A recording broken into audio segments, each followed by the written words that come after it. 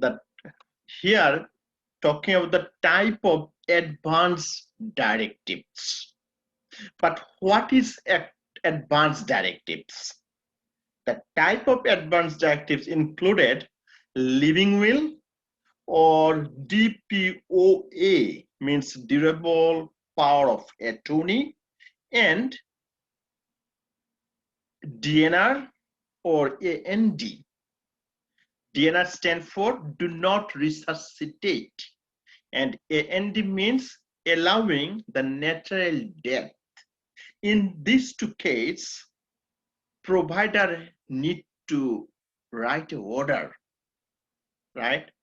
But I am saying before to go one by one, we must know what are the type of, now what are the advanced directives, right?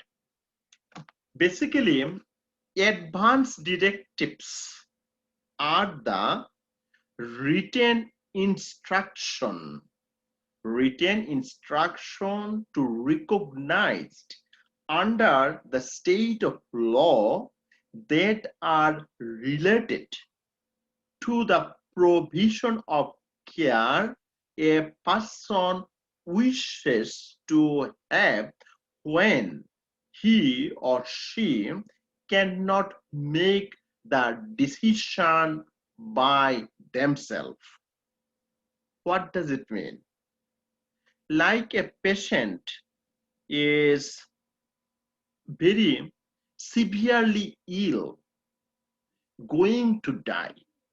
If they thought they are going to die, in that case, who will take the decision on behalf of them? So they gave the permission. In absence of them, they can take the decision. So maybe the spouse or family member or even the friends, but they must be permitted by the person, right? Like few years ago, I want to share this example. So McCain, right? He suddenly diagnosed by the brain tumor, and before the condition going to worse, he gave the advance directive to the family.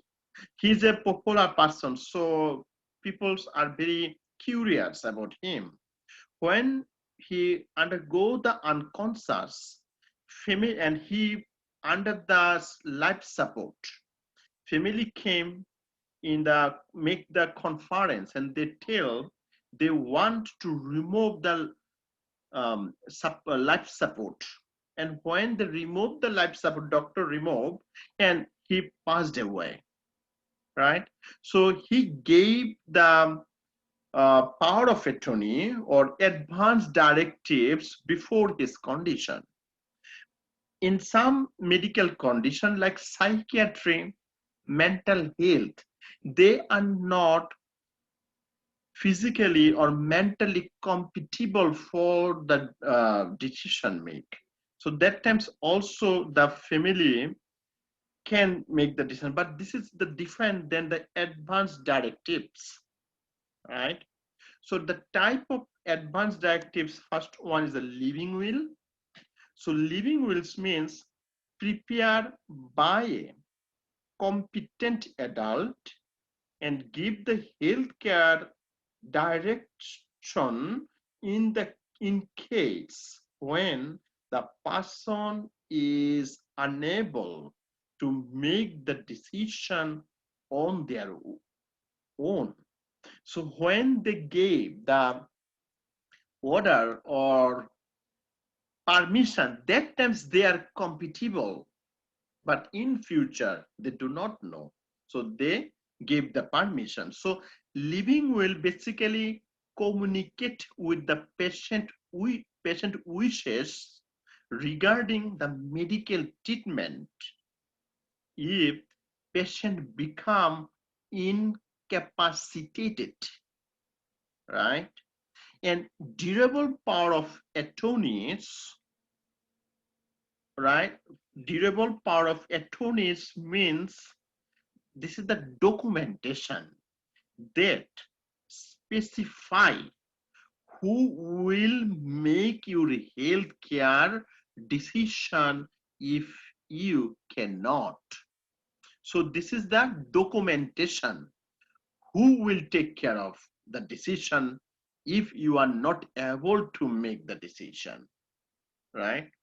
So durable power of attorney, basically patient uh, designated healthcare proxy to make a medical decision for them if they become incapacitated. Another one is the called provider order. And you see some patient under the DNR, or they allow the natural death in the end stage of life. If you see the order, DNR or allow the natural death, right? So that times when you do not get the pulse or heartbeat or pupil is dilated, you will not start the CPR because patient under the do not resuscitate or they allow the natural death. So as I told you, the patient supposed to talk with the healthcare provider for the prescription because the provider need to order. So provider order or prescription for DNR or allow the natural death. So in these two special case, they must need the provider order or physician order need, right? So here last line, provider consultant with the client and family prior to administering a DNR or allow the natural death. And last topic from here, this is called the mandatory reporting to the RN. So in when you give the treatment to your patient and some medical condition, we has to inform to the social worker, right? It's called mandatory reporting. So when you give the treatment, if you suspected any kind of abuse, so if I ask, or NCLEX book sometimes asks, who is most under the risk of abuse? Extremely old person or extremely young person? So if the person, patient or client is 82 years old and patient is Alzheimer, because Alzheimer is a forgetfulness, dementia is more common. So elderly patient with Alzheimer or dementia under the risk of abuse. If a 6 years old children scratch mark in their legs or a hand, you maybe think it is normal when they go to play with their friends, maybe they get fall and something happen. But if you get the scratch mark in their buttock, in their thigh or back of the shoulder, it's suspected abuse. Infant usually very unlike they get infected, I mean any I mean suspected of abuse, but if they have any abnormal bruising or scratch mark or blood clot, it indicates abuse. So if we get any suspicion of abuse like child or elderly patient or domestic violence, we must inform to the social worker. And definitely we has to follow the facilities policies, right? Even the domestic violence. In that case, we has to talk to the client one-to-one in isolated room. And if patient need the shelter, if patient need any kind of support, we has to provide it.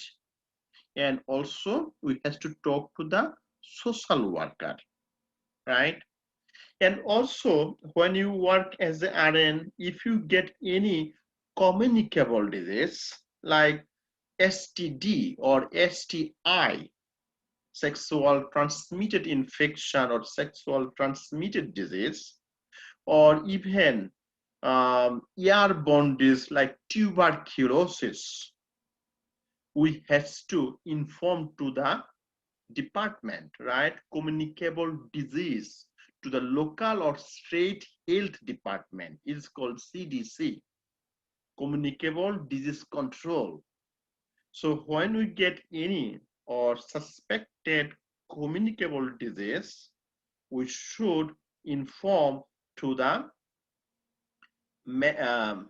state. It is mandatory, right?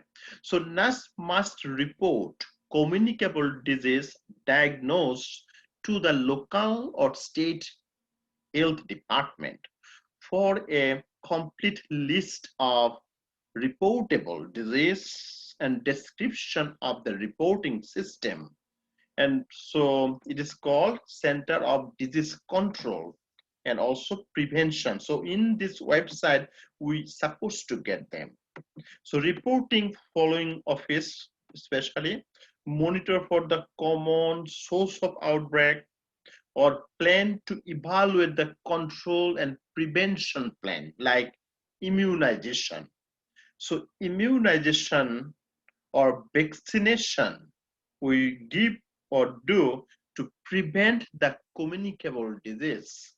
So like airborne or other disease like flu, when you give the flu vaccine, you can stop the outbreak of the disease or you can stop the pandemic, right?